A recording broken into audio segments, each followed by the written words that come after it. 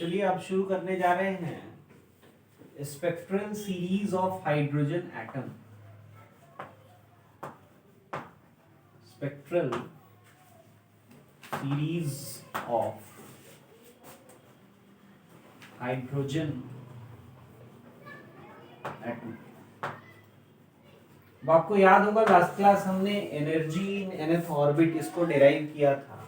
तो क्योंकि अब हाइड्रोजन एटम की बात करेंगे तो हम लोग Z का वैल्यू 1 रख दें एनर्जी ऑफ nth ऑर्बिट के एक्सप्रेशन में, तो वो आ जाएगा minus me⁴ upon 8h²ε0² into n², यही आएगा, है ना। तो ये एनर्जी फॉर nth ऑर्बिट हो गया। अब अगर हम लोग देखें थर्ड पोस्टुलेट बोर्स मॉडल का, तो वो कहता है कि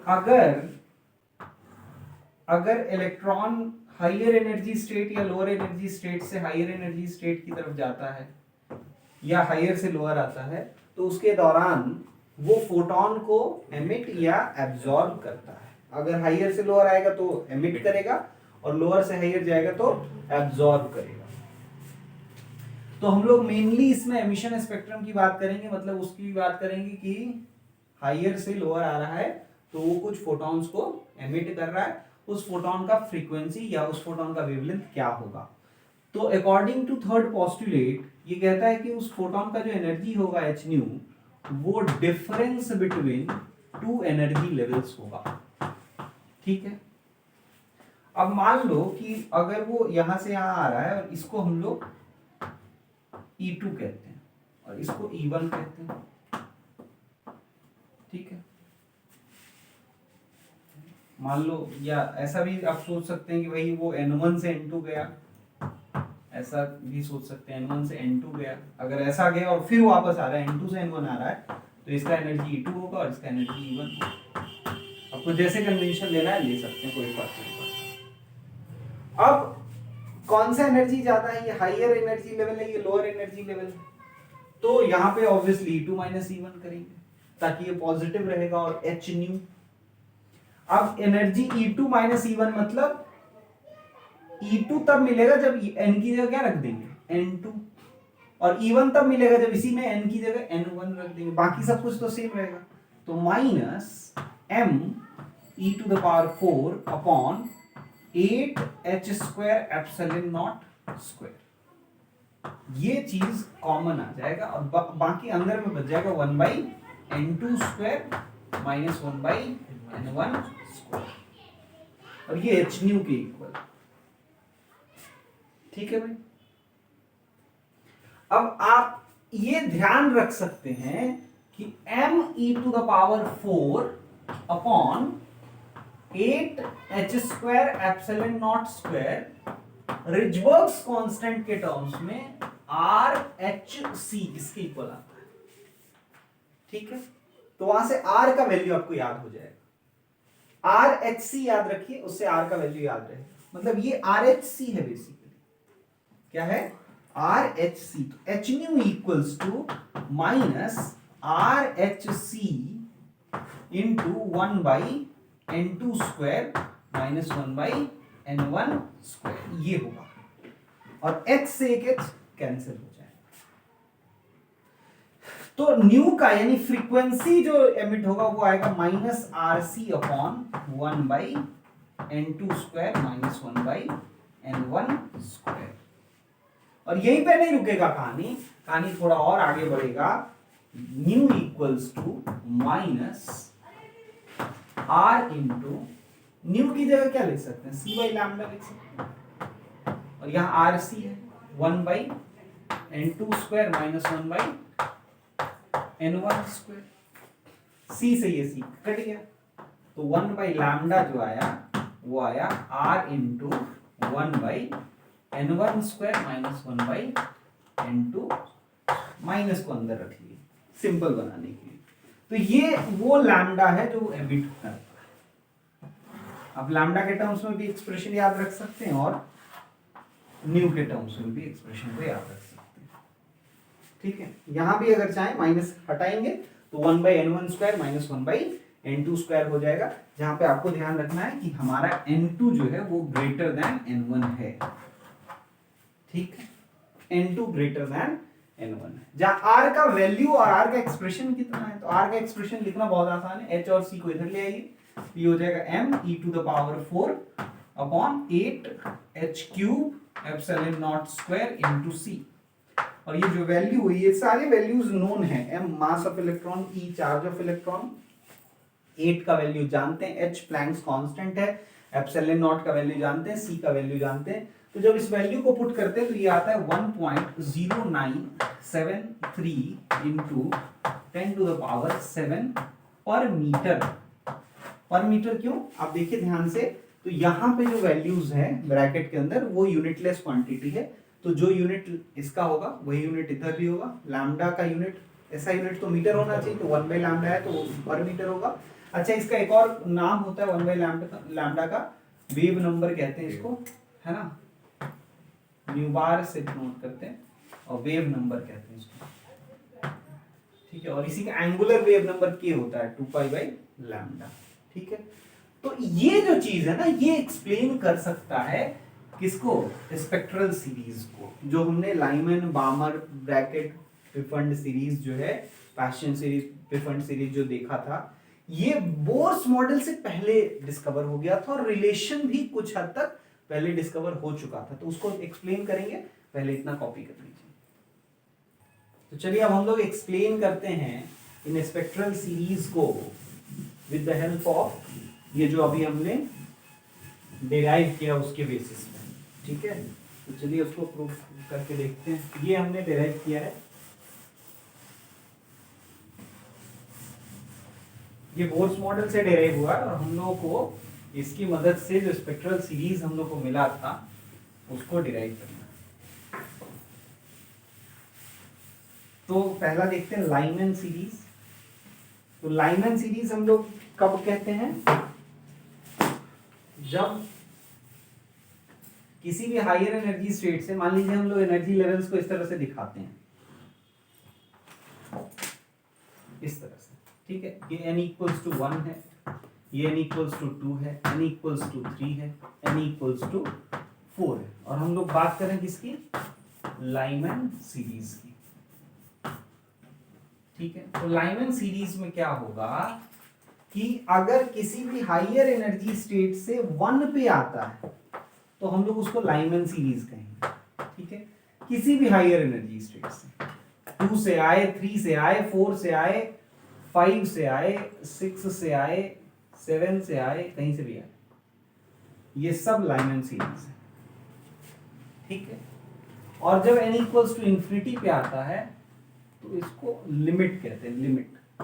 तो सबके केस में अलग अलग लैम्डा आएगा, तो इसका जो लैम्डा होगा 1 बाई लैम्डा, इसमें आप देख रहे हैं कि जिस पे आ रहा है उसको हमने n1 लिया था और हाइयर वाले को n2 लिया था। तो इस लाइमन सीरीज के लिए n1 का वैल्यू क्या हो गया, 1। इसके लिए n1 का वैल्यू क्या है, 1 है, और 1 बाई लैम्डा आ जाएगा r इंटू 1 बाई 1 का स्क्वायर माइनस 1 बाई n2 का स्क्वायर, जहां पे n2 क्या होगा, n2 always greater than n1 है, तो वो 2 हो सकता है, 3 हो सकता है, 4 हो सकता है, और अप टू इंफिनिटी हो सकता है, ठीक है। ये हो गई लाइमन सीरीज की बात। अब इस लाइमन सीरीज के अंदर हम बात करें तो 2-3 इंपॉर्टेंट स्पेक्ट्रल वेवलेंथ हो सकते हैं। एक कहलाता है एच अल्फा। एच अल्फा क्या है, लाइमन सीरीज का एच अल्फा क्या है, तो जब n2 इक्वल्स टू 2 होगा, यानी n2 equals to n1 plus 1, जहां पे आ रहा है उससे जस्ट ऊपर वाले से गिरेगा, तो 1 पे आ रहा है तो जस्ट 2 से गिरेगा। यहां पे इस केस के लिए n2 जो होगा वो अगर 2 हो जाए तो इसको h अल्फा कहेंगे, तो उसका वैल्यू आप आराम से निकाल पाइएगा, है ना। तो 1 by lambda equals to r into 1 by 1 का स्क्वायर माइनस 1 बाई 2 का स्क्वायर, तो 1 बाई लैम्डा क्या हो जाएगा, r इंटू 3 बाई 4 हो जाएगा कि नहीं। तो लैम्डा का value, lambda of for H alpha of Lyman series आ जाता है 4 बाई 3r, ठीक है भाई। चलिए दूसरा उसी तरह से एच बीटा निकाल सकते हैं। एच बीटा के वैल्यूज दिखा नहीं रहे, समझ लीजिए ये क्या होगा, N2 equals to N1 plus 2 होगा, समझ रहे हैं, मतलब जहां आना है उसे 2 पहले से गिरे, यानी कि इस केस के लिए 3 से गिरे, N2 इक्वल्स टू 3 हो तो पुट कर देंगे तो वहां से लैम्डा फॉर एच बीटा आ जाएगा and so on H gamma. और लिमिट जो होगा इसका वो क्या होगा, जब N2 इक्वल टू इंफिनिटी है, ये इसका स्पेक्ट्रल लिमिट कहलाता है। ये आपका कौन सा वेवलेंथ होगा, देखिए यहां पर सब जब 2 से 1 पे आ रहा है तो सबसे कम एनर्जी गैप है, तो सबसे कम फ्रीक्वेंसी होगा, है ना। तो ये वाला जो चीज है ये उसका मिनिमम फ्रीक्वेंसी को बताता है, मिनिमम फ्रीक्वेंसी, और साथ ही साथ ये मैक्सिमम वेवलेंथ को भी बताता है।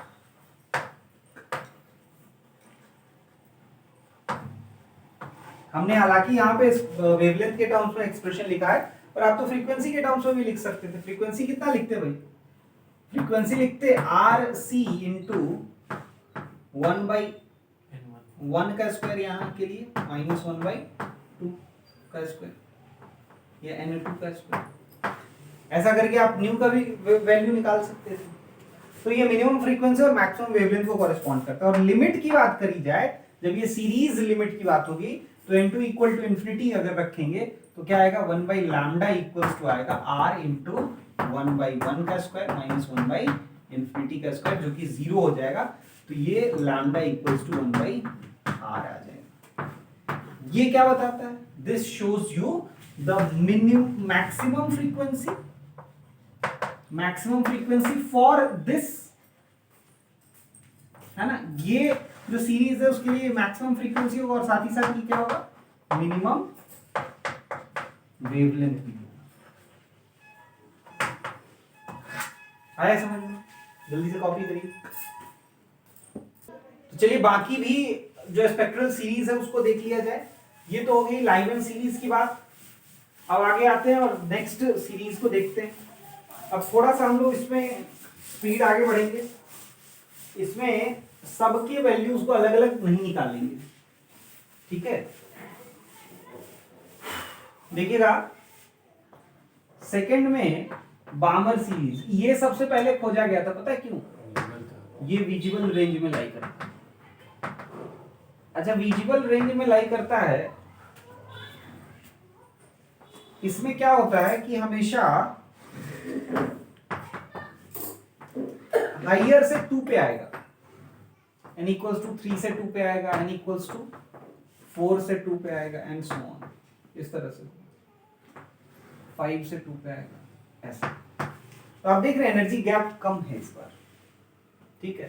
तो एनर्जी कम है तो फ्रीक्वेंसी कम होगा, तो इसका मतलब है कि लाइमन वाले का फ्रीक्वेंसी इससे ज्यादा था, ठीक है, इससे ज्यादा था। और अगर लाइमन वाले का फ्रीक्वेंसी से अधिक था, इस बात को समझ लीजिए कि वो विजिबल में नहीं होगा, तो कहां पे होगा, अल्ट्रा वायलेट में, ठीक है। विजिबल से ज्यादा फ्रीक्वेंसी किसका होता है, तो लाइमन का था अल्ट्रा वायलेट, लिखना चाहे तो लिख लें। अब आते हैं बामर में। विजिबल में क्या होगा समझिएगा, इसमें N1 जो होगा वो हमेशा 2 होगा और N2 का वैल्यू होगा 3, 4, 5, 6 and so on up to infinity, ठीक है। तो इसके लिए अगर 1/λ का एक्सप्रेशन लिखा जाए तो क्या लिखेंगे, R इंटू 1/2 का स्क्वायर माइनस 1/N2 का स्क्वायर, ठीक है। इसमें भी लैम्डा ऑफ एच अल्फा आएगा, लैम्डा ऑफ एच बीटा आएगा। यहाँ पे लैम्डा ऑफ एच अल्फा के लिए N2 क्या रखेंगे, 3 रखेंगे, इसमें N2 क्या रखेंगे, 4 रखेंगे and so on. H gamma भी इसी तरह से। अच्छा, लिमिट क्या रहेगा, जो सीरीज लिमिट है, सीरीज लिमिट में N2 का वैल्यू इंफिनिटी रख देंगे, ठीक है। अब देखिए इसमें फ्रीक्वेंसी मैक्सिमम है, this is the maximum frequency and this is the minimum frequency. आपको ध्यान रखना है किसी भी सीरीज में, जैसे लाइमन का जो मिनिमम लैम्डा था वो इसके मैक्सिमम लैम्डा से भी बड़ा हो, समझ ना। एनर्जी गैप इतना अधिक है कि जो हाँ मिनिमम लैम्डा है वो भी इसके मैक्सिमम लैम्डा से अधिक होगा। चलिए भैया आगे बढ़ते हैं। सेकेंड ओबामर हो गया। Third passion. पैशन के लिए क्या होगा, तो थोड़ा और शॉर्ट में निपटाते हैं। n1 का वैल्यू 3 होगा, n2 का वैल्यू 4 5 6 अप टू इंफिनिटी होगा, और 1 बाई लैम्डा का एक्सप्रेशन यहाँ पे क्या लिख पाएंगे, r इंटू 1 बाई 3 का स्क्वायर माइनस 1 बाई n2 का स्क्वायर। यहाँ पे लैम्डा फॉर एच अल्फा निकालेंगे तो उसमें n2 का वैल्यू रखेंगे 4, उसी तरह से लैम्डा ऑफ एच बीटा निकालेंगे तो ये होगा n2 का वैल्यू 5 एंड सो ऑन। इसमें जो लिमिट पुट करेंगे, जो लिमिट निकालेंगे, स्पेक्ट्रल लिमिट का वेवलेंथ निकालेंगे तो n2 का वैल्यू क्या रखेंगे, इंफिनिटी। ये हो गया पैशन। नेक्स्ट को और शॉर्ट में निपटाते हैं। फोर्थ, अच्छा पैशन किस रेंज में फॉल करेगा, इंफ्रारेड, इंफ्रारेड रीजन में फॉल करेगा। पैशन हो गया। ब्रैकेट पे आ जाते हैं। ब्रैकेट सीरीज जो है, तो ब्रैकेट सीरीज में क्या हो रहा है भाई, इसमें n1 का वैल्यू 4 है और n2 का वैल्यू 5 6 7 एंड सो ऑन है। तो इसके लिए 1 बाई लैम्डा लिखेंगे तो क्या आएगा, 1 r इंटू 1 बाई 4 का स्क्वायर माइनस 1 बाई n2 का स्क्वायर, जहाँ पे n2 5 6 7 8 इस तरह के वैल्यूज लेगा। ये ब्रैकेट हो गया और ये भी विजिबल रेंज में होगा। इसके लिए n2 अगर पुट करेंगे फॉर h अल्फा तो 5 पुट करेंगे, h बीटा के लिए पुट करेंगे तो 6 पुट करेंगे, h गामा के लिए पुट करेंगे 7 पुट करेंगे, और स्पेक्ट्रल लिमिट के लिए पुट करेंगे तो इंफिनिटी पुट करेंगे।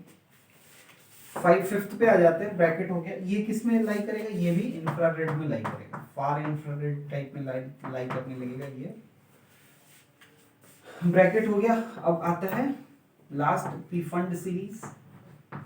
पी फंड सीरीज में n2 का वैल्यू क्या लेंगे, पहले n1 लिख लेते हैं। n1 का वैल्यू क्या होगा, यहाँ पे n1 कितना था 4 था, यहाँ पे n1 5 आएगा, मतलब हाइयर से 5 पे आ रहा है तो जो एमिट हो रहा है वेवलेंथ, तो इसके लिए 1 बाई लैम्डा क्या लिखा जाए, r इंटू 1 बाई 5 का स्क्वायर माइनस 1 बाई n2 का स्क्वायर। इसके लिए n2 के वैल्यूज क्या होंगे, 6 7 8 एंड सो ऑन। इसमें भी आप चाहें तो h alpha h beta h gamma और स्पेक्ट्रल लिमिट के वेवलेंथ निकाल सकते हैं। ठीक है, जल्दी से कॉपी कर लें। चलिए अब आगे बढ़ते हैं। देखिए इसी के साथ ये चैप्टर ऑलमोस्ट एंड हो गया। अब हम लोग को एक और इम्पोर्टेंट चीज इसमें जो था वही देख लेना है। जैसे क्वेश्चन ये उठता है कि भाई एंगुलर मोमेंटम क्वांटाइज्ड क्यों है, एंगुलर मोमेंटम L जो है वो NH/2π ही क्यों है ना। तो अब हम लोग एक्सप्लेनेशन करने जा रहे हैं for of second postulate of Bohr's model. ठीक है, so now we are going to start explanation of second postulate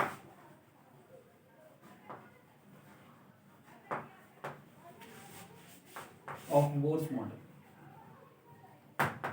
इसका एक्सप्लेनेशन कहां से आता है, डी ब्रॉगली वेवलेंथ। मतलब वो कहता है कि भाई मान लो यहां से वेव ये इलेक्ट्रॉन चलना शुरू हुआ तो इससे एसोसिएटेड डी ब्रॉगली वेवलेंथ भी तो होगा, और ये डी ब्रॉगली वेवलेंथ फिर दोबारा दूसरे साइकिल में जब शुरू होगा तो अगर ये कंस्ट्रक्टिव इंटरफेरेंस खुद ही के वेवलेंथ के साथ कर लेता है तो वो ऑर्बिट जो है अलाउड हो जाएगा। बाकी जहां पर कंस्ट्रक्टिव इंटरफेरेंस नहीं होगा वो सब प्रोहिबिटेड लेवल्स हो जाएंगे, वहां पे अलाउड नहीं होगा इलेक्ट्रॉन का। तो पहले तो लैम्डा कितना होता है हम लोग को मालूम है, h/mv होता है ना। ये है डी ब्रॉगली वेवलेंथ की बात। अब इससे एसोसिएटेड हम लोग को कहां तक पहुंचना है, L जो है वो NH/2π 2 पाई होना चाहिए। तो for constructive interference path difference, अब देखिए मान लीजिए यहां से शुरू हुआ है तो पहले वेवलेंथ और दूसरे वेवलेंथ में पाथ डिफरेंस क्या है, 2 पाई आर। पहली बार जब शुरू हुआ और दूसरी बार फिर वही साइकिल वो जब शुरू करता है तो path difference is 2 pi r. तो delta x must be equal to n lambda, तो 2 pi r must be equal to n into lambda यानी h बाई एम वी। अब अगर आप ध्यान से देखें एम वी को इधर ले आते हैं और 2 पाई को उधर भेज देते हैं, ये हो जाएगा M V R equals to N H upon 2 pi, और एम वी आर ही एंगुलर मोमेंटम होता है तो L equals to N H upon 2 pi. ये एंगुलर मोमेंटम है जो कांस्टेंट रहेगा और हमेशा इंटीग्रल मल्टीपल होगा इसका h बाई 2 पाई का। ठीक है, जल्दी से कॉपी कर लो।